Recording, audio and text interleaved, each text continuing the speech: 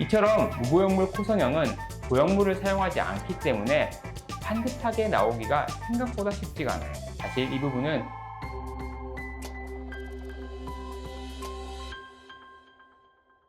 안녕하세요. 메디형 성형외과 성형외과 전문의 구문근 원장입니다.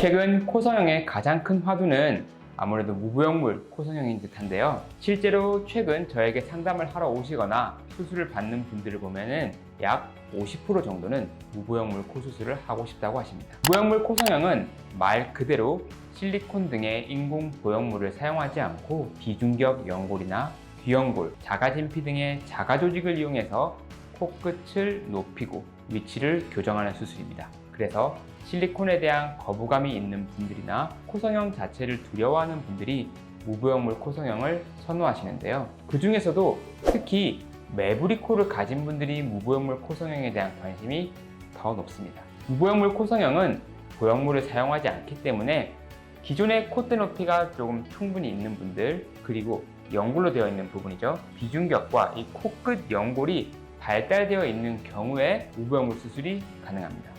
매부리 코인 분들은 대부분 콧대는 높은 반면에 끝이 처져 있는 모양을 가지고 있는 분들이 많고요. 그러다 보니 굳이 콧대를 높일 필요가 없는 경우도 많고, 또 콧대를 더 높이고자 하는 니즈 자체가 크지 않은 분들이 많죠. 그렇다고 해서 모든 매부리 코가 무보형물 수술이 가능한 건 아닙니다. 우리가 콧대 가운데 볼록하게 튀어나온 이 매부리 모양과 코끝이 콧대에 비해서 낮은 경우를 통칭해서 매부리 코라고 말하는데요. 사실 이 매부리 코의 종류도 정말 다양합니다. 그래서 간단하게 교정이 가능한 매부리 코가 있는가 하면 교정이 상당히 까다로운 케이스도 있습니다. 무보형물 코성형의 가능 여부는 매부리의 높이와 미간부, 콧대 높이의 사이에서 주로 결정이 되는데요. 만약 이 미간 사이 콧대 높이가 그렇게 높지 않다면 보형물을 조금 사용해서 미간부를 조금 높여주는 경우가 좋고요. 그렇지 않고 콧대 높이가 충분한 경우에는 무보형물로도 충분히 개선이 가능합니다. 매부리 코 무보형물 코 수술은 총 3단계로 진행이 되는데요. 가장 먼저 툭 튀어나온 매부리 부분을 다듬어서 낮추고 평평하게 하는 것이겠죠. 그 다음 처져 있는 코끝을 콧대만큼 살짝 높이게 되고, 마지막 매부리와 이 미간 부분 사이의 콧대 부위를 조정해 주는 것이 총 3단계로 나눠지게 됩니다. 이때 매부리 부분을 무조건 깎아야 되나 궁금해 하시고 걱정을 하시는 분들이 많은데요. 당연히 매부리의 이 정도가 심한 분들이라면 깎아줘야 되지만 무조건 많이 매부리를 깎는다고 되는 건 아닙니다. 저는 가능하면 매부리를 최소로 다듬는 선에서 라인을 디자인하고 있는데요. 그 이유는 매부리를 너무 많이 깎게 되면은 콧대 가운데 부위가 자칫 눌린 것처럼 보이게 되기 때문에 살짝만 다듬어야 부드러운 콧대를 만들 수 있습니다.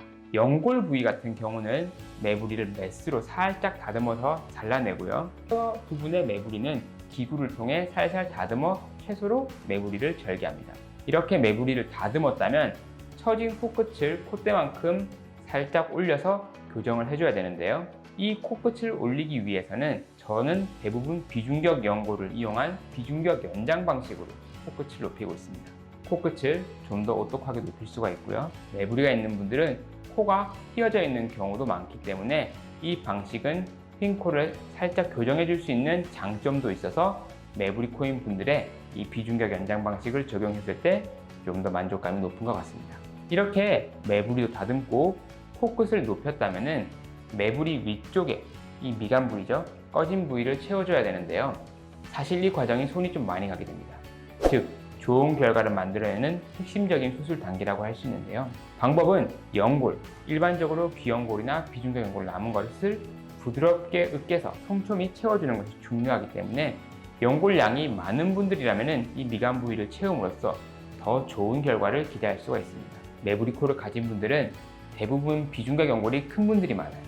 따라서 비중격 연골을 주로 쓰게 되지만 아주 드물게 매부리가 큼에도 비중격 연골이 작은 분들이나 또는 코 안이 많이 휘어서 비중격 연골을 쓰기가 어려운 분들이 있어요. 이런 분들은 귀연골을 추가로 사용하거나 자가진피를 이용해서 모자란 부분들을 촘촘히 채워줍니다. 이처럼 무보형물 코성형은 보형물을 사용하지 않기 때문에 반듯하게 나오기가 생각보다 쉽지가 않아요. 어느 정도 굴곡이 있거나 또는 자연스러운 느낌의 코라인을 만들게 되는 거죠. 사실 이 부분은 코 수술을 한 듯한 느낌을 주지 않으면서 모양은 개선되기 때문에 자연스러운 코성형을 원하는 분들에게는 굉장히 매력적인 포인트라고 생각이 돼요. 그리고 코끝의 피부 여유와 매부리의 위치, 크기, 그리고 환자분의 니즈에 따라 다양한 높이 디자인이 가능하다는 게 큰 장점이라고 할 수 있는데요. 이 코끝의 피부 여유가 적으면 살짝만, 피부 여유가 많고 높은 코끝을 원하는 분들은 좀 더 높은 콧대를 목표로 수술이 가능하기 때문에 어떤 각도로, 어떤 디자인으로 수술할지는 내 코의 상태와 니즈에 따라 충분히 상담하시면 좋은 결과를 얻으실 수 있을 거라 생각됩니다. 다만 이 매부리의 위치가 콧대 부분이 아니라 코끝 쪽이 조금 높은 분들은 미간 쪽 콧대를 부드럽게 메꾸기가 어렵고, 매부리는 높은데 코끝이 낮을수록 코끝을 많이 높여야 되기 때문에 이런 분들은 연골로 채우는데 한계가 있을 수 있습니다. 그래서 무엇보다 이런 부분들까지 세밀하게 조정해주는 의료진에게 수술을 받으시는 것이 중요하다고 생각됩니다. 코성형을 망설이게 되는 가장 큰 고민 중 하나가 부작용인데요. 그래서인지 위험을 줄이고자 자가 조직을 사용하는 무보형물 코성형에 대해 문의하시는 분들이 많아진 것 같습니다. 무보형물 코성형은 자가 조직만을 이용하기 때문에 이물 반응에 대한 거부감은 덜한 편이라 염증과 구축 같은 부작용이 상대적으로 덜한 편이지만 조직 자체가 흡수되기 때문에 시간이 지나면서 모양이 변할 수가 있는데요. 이 두 가지 장단점을 정확히 그리고 신중히 의료진과 충분히 상담하시고 결정하신다면 만족스러운 결과를 얻으실 수 있을 거라 생각됩니다. 지금까지 메이데온 성형외과 전문의 구문근 원장이었습니다. 감사합니다.